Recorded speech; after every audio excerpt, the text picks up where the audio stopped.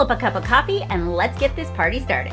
We're the uplines you didn't know you needed, but now you have. This is the podcast for women who are building a direct sales business, but want to do it the right way. Melanie has a decade of experience in direct sales. She's earned the top in industry 4 years in a row and has grown a multi-million-dollar organization. She gives a no BS approach to leadership, recruitment, and organization. And my bestie Katie has you covered with the rest. From the relationships, the do's and don'ts of branding, her content has been viewed by millions. She doesn't just talk the talk, but she teaches people how to create an intentional brand too. All right, let's get this party started. Well, hey everyone, it is Kelly.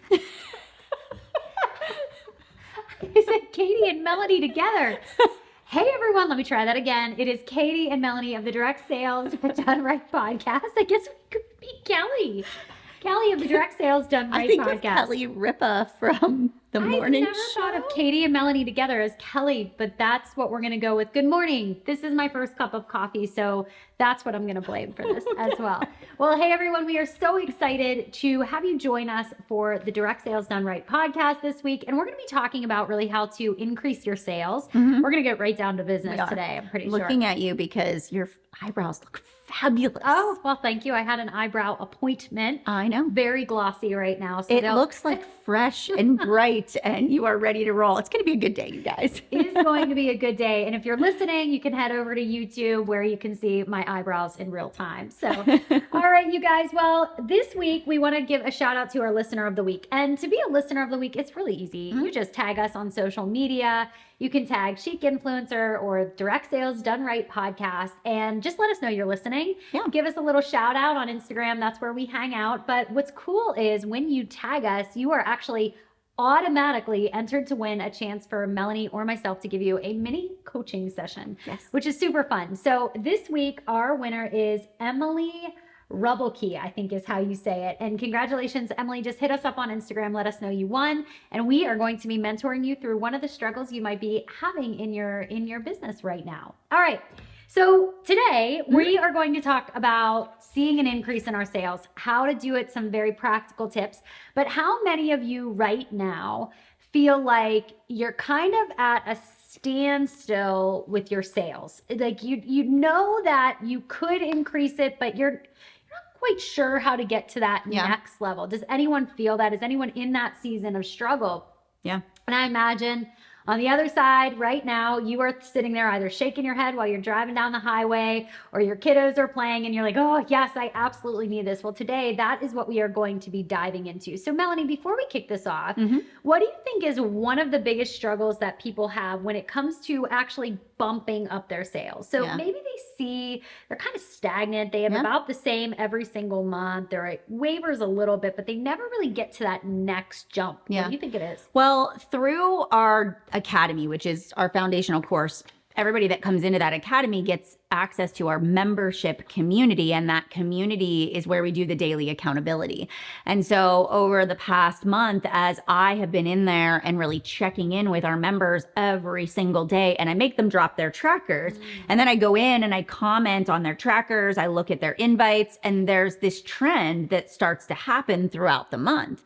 I notice that some people start off strong and then they are gone. They just stop dropping their trackers. I notice that people will check the box for social media, they'll check the box for stories, but they will never check the box for invites, and they'll even connect and add followers. So I noticed I started to put together this disconnect. I started to notice people saying no new customers every single day, but then I would look at their trackers and they were posting, they were doing stories, and they were inviting. And I was like, okay, there's this disconnect between obviously it's either the conversations they're having, they're jumping to the sale too quick, or it's their social media content isn't actually backing up the invites that they're having. So it's all last month, I was trying to sort of figure out what it is. And I was asking these questions. And when I did this live inside of the community, I was like, all right, I think this is why you guys aren't actually signing people up. I think that, yes, you're inviting, but your social media content actually isn't getting people to say, she's the expert I want to partner with, or, ooh, she's helped other people, or I have that same problem and I see her as somebody that can help me. And so I started to uncover that. And that really, I think, is the reasons why people aren't seeing that increase. They kind of like burn through their warm market and then they get stuck. Yeah. You know what's funny is I've used this analogy before when I was in direct sales and I was leading a team, and it is so spot on. If you remember English class back in the day, you would have to do what's called a research paper. Yes, And I do your remember that. research paper, the entire point of the research paper was to prove a point. And that was called your thesis statement. So your thesis statement would say something like, Marie Antoinette was this, this, and this. Like and then in your paper, you would say, okay, this is point A, this is point B, this is point C. But the whole point of it is to prove it. So when you are marketing something, your content needs to prove that marketing point. So you're always thinking to yourself, am I proving on social media, am I backing it up with text evidence that I am going to help them solve a problem, that I am going to help them live a desired life, whatever it is that you're specifically marketing for? Your social media has to be the text evidence that proves it. It does. And when we review people's social media that are in our academy, the one thing we notice is, yes, they're checking off the box that they did social content, but it's usually something that's engaging, or a funny mom reel, or a meme, or a quote, or it's really documentation. Like, look at me, I did a workout today, but there really is no like substance. They're not really, they're not proving the thesis at all. And so that really is a big problem. And I'll give one little hazard that I see a lot of people doing right now, and they're not even realizing it. You might create an engaging piece of content, and maybe it's trending, so everybody else is kind of doing the same thing. Well, what you've done is you've created sort of this echo chamber where people are like, swipe, swipe. And then they say, well, Katie, in my caption, I marketed, or in my caption, I hit a pain point. Well, if you're not giving people a reason to read the caption, you're just a quick scroll. And even so, I don't know if you've noticed this too. I've noticed that shares and saves are people more engaged than actually just liking. A like is super quick, it's to the point, and a lot of times it's a scroll on. If it's a funny meme, if it's something cute. But if you're actually getting people to comment or to share or to save, there's a higher likelihood that they're actually stopping and looking at your content long enough to enjoy it. So I just kind of want to remind you of that point too. I think those are all good points. So for you listeners, maybe take a quick second and pause, go look at your social, whether it's Facebook, Instagram, both, and really ask yourself, if I were to go back over the last 2 weeks and ask yourself over the last 2 weeks, what was I promoting? Was it the product, or was it the opportunity? What was the thesis statement that I was trying to prove? Does your content actually prove that? And so if you look at it and you go, maybe once a week I did, and then all the other times of the week were just randomness to fill up the gap and check off a box. Or if you look at your stories and you were just documenting your day versus proving your thesis with specific content, that really is an indicator of why you missed the mark on your goal.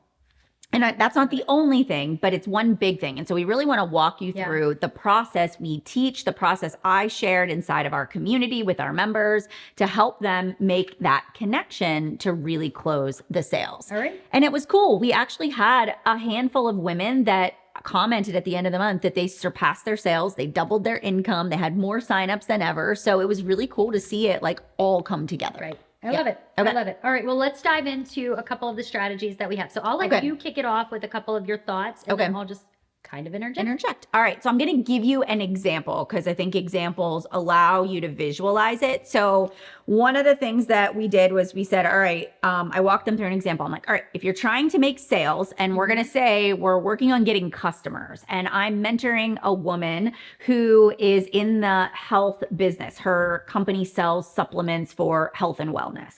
And so she wanted to run a group where you had to buy a specific package in order to join. And I said, all right, what's going to be the start date of that group? So one of the first things before you just start marketing, you first have to say to yourself, what are the details? And back in the day, I used to just open up a Google Doc and I would write the name of my group at the top. And for this specific example, we said Nurtured by Faith, Empowering Moms with Clean Eating. And so if that's going to be the name of my group, I'm going to write that at the top of my Google Doc. And then I'm actually going to put the description of my group in there.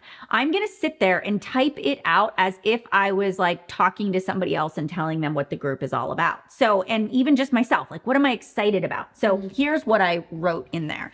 I'm excited to help women in their 40s feel more confident in their own bodies. During this 30-day group, I will be helping each woman choose a workout program and a nutrition plan that meets their needs. I'll be providing simple, easy to follow meal plans that will help women feel empowered versus overwhelmed with their choices. The recipes will be simple and ones the whole family will love. And then I put in there points that we will address: mom guilt through scripture, creating time for movement daily, healthy alternatives to manage stress, accountability to your own goals, and faith-based approach to fitness. And then I have a start date, and then the number of people I want to get signed up. So I wrote all of this content out so that I, as the marketer, would have clarity on not the features and benefits of the product. I wasn't listing how many servings of supplements they were getting and what the ingredients were. I was listing out what I was bringing to the table. And I needed to have that clear first before I created marketing content. I probably would even take it one step further, and I would actually say, okay, what are the internal and the external problems that I can resolve for somebody? So internal are the ones that they don't even necessarily recognize as surface level problems. So external would be something like, these moms really want to lose 5 pounds, or they want to take off the baby weight, or they really want to feel good in their own skin, but they don't necessarily want to show it off. Like they're maybe a little bit more humble about it. And then the internal would be like, well, why? Like, why are they struggling with the 5 pounds? Why are they wanting to lose that 5 pounds? And being very specific, and really not just designing an avatar, but really thinking about what you bring to the table, how you're resolving a problem, and how their life is going to be better because you impacted it in some way.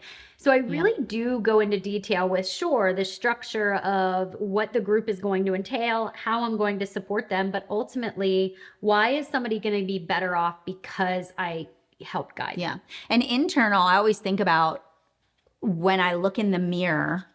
Maybe when you started, before you began using the products with your company, did you look in the mirror and go, gosh, how did I let myself go? Or Melanie, you're such a disappointment. You know, you used to be in such great shape. What happened to you? Or, you know, like, why can't you control your, like, those are internal narratives that people think about. Those are powerful to use when it comes to your content too, Right. So now that we have it all modeled out, we know exactly when our start date is going to be. Here's what we see most people do.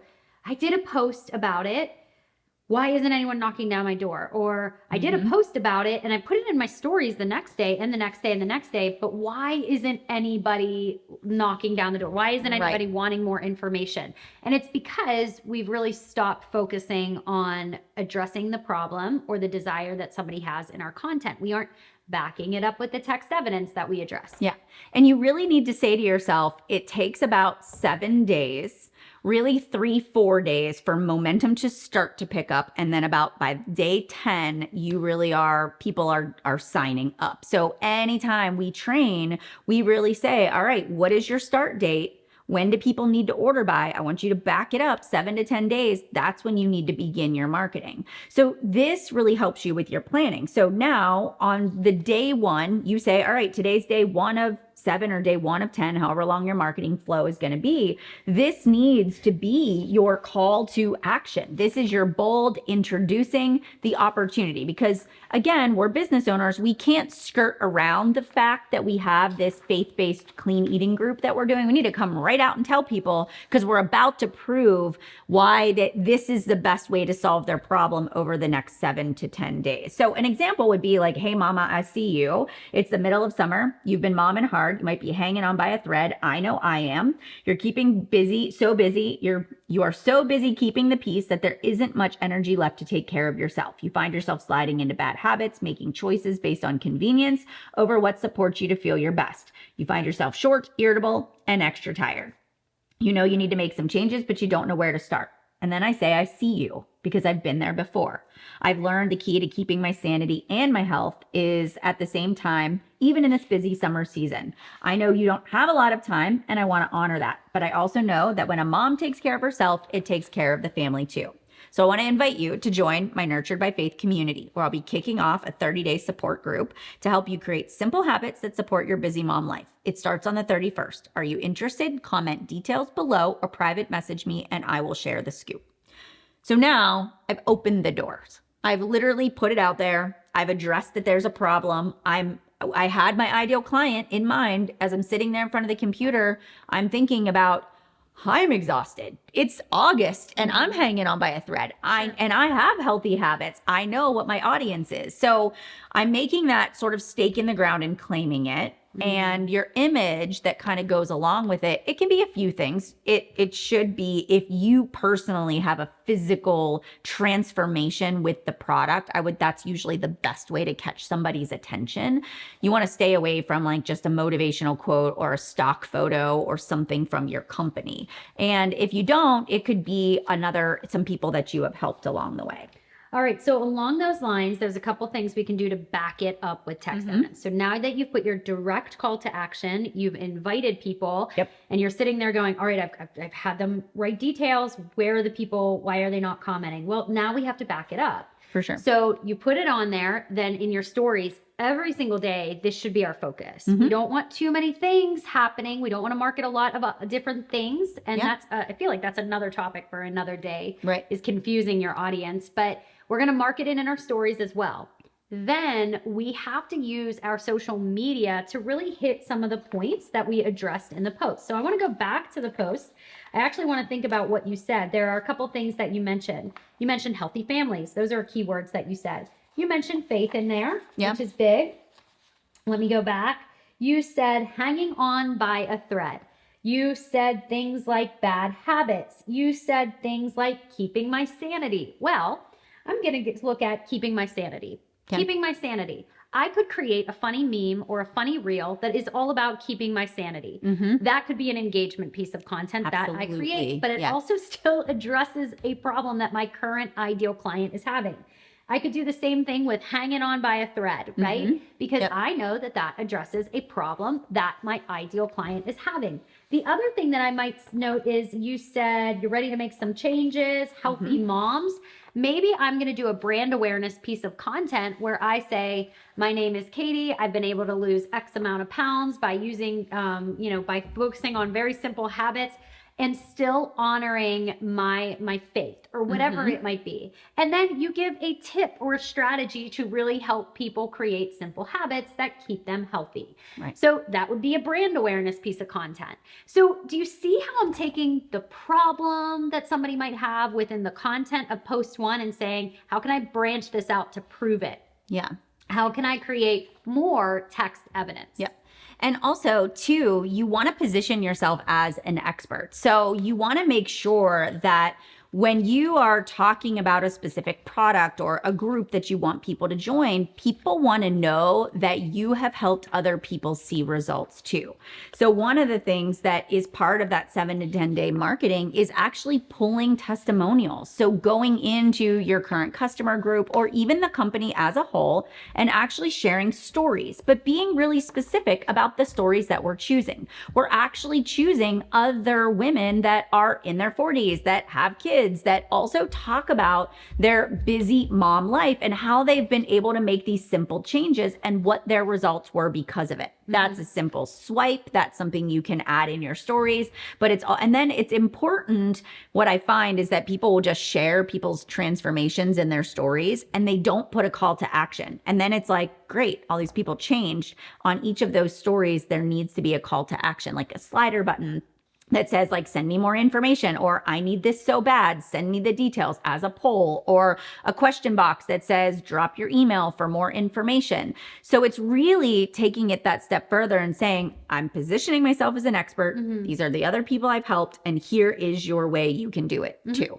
I love it. Yeah. I love it. I'm trying to think. So you're going to do that for literally the next 7 to 10 days. Yeah. It's gonna feel like a lot. It does, but it's actually not that complicated. If you really just think about who is on the other side of the screen that gets to benefit from what I have to offer. Yeah. I also want to add, you mentioned testimonials. I'm really big on case studies. I find them to be highly effective. We did do a podcast episode on case studies, which was phenomenal, where it walks you through what it looks like, how to do it. But what I love about them most is it positions you as somebody who can guide somebody else to see success. Right. So I do highly recommend you take a listen to that episode. We'll put it in the show notes. That's a good one. Yes. And so if you look over the next 7 to 10 days, we're talking about all the things that we mentioned. We're sharing testimonials, we're breaking beliefs. As you're having conversations with people, you're addressing those concerns in content. You're going to hear a lot of times people are going to say, I don't want to spend the money, or I failed in the past. How will this time be different? So we're addressing those concerns. Right. As we go into the weekend, we're also showing people a little bit of how we handle the busy life. So tips for a healthy weekend. I know poor Katie's in a season where hockey is like in full tilt and there's just not a lot of time. So like if this was Katie's group that she was running, it would clearly be something about, I've got 20 million games going on. How do I keep myself accountable? How do I honor the goals that I've set for myself? And it could be like the simple things that she's throwing in her bag that she's taken out the door, right? And nothing over the top, super complicated. Also, just sort of like if you say you're going to give people meal plans, maybe one of the things that you do on Sunday is you actually do a clip where you show how you meal plan, but you don't give the meal plan. You just sort of like explain the steps, but you don't go into detail about it too. So again, with every piece of content you put out there, as you're inviting, it's now backing it up. Your invites, they're seeing your social. They're seeing how you're helping other people. They're seeing your healthy life. And it's really helping to get rid of a lot of those objections. Because when people come to your page, they need to know you're open for business and you have a service that you can offer to them. Yep. Very true. I love it. And it works. Yeah. It really does work. And I find that you have to trust the process. One of the things that Katie and I said on a free class that we taught just a week ago was about you're not an influencer, you're not an affiliate marketer, you are a direct seller. And direct sellers have to show up on social media differently. Yeah. It's not about the vanity metrics. It's not about the likes, the comments, right? It is truly about, is my content helping me to make sales? Yeah. It's so true. That was like a truth bomb that maybe people went, ooh, what do you mean by that? Yeah, but yes, you do. You have to show up differently. You do. So, and like a little bonus tip there is, as I'm going through this 7 to 10 days, I am looking at who is liking my posts.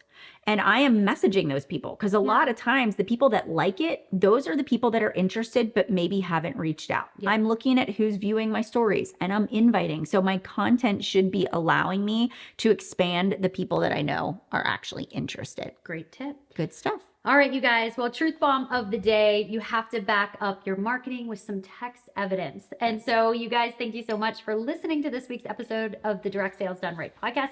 Hey, if you loved this episode, let us know. Drop a review. It helps other people find us on Instagram. It helps other people find us on Spotify and on iTunes, SoundCloud, all that good stuff. So you guys, thank you so much for listening. We'll see you next time. All right, so if you loved today's episode, make sure you head over to wherever you listened to the episode today and leave us a rating and review. And also take a little screenshot and tag us on Chic Influencer. We'll feature you in our stories. Plus, we'd love to get your feedback and hear from our listeners. Until next week, let's make chic happen.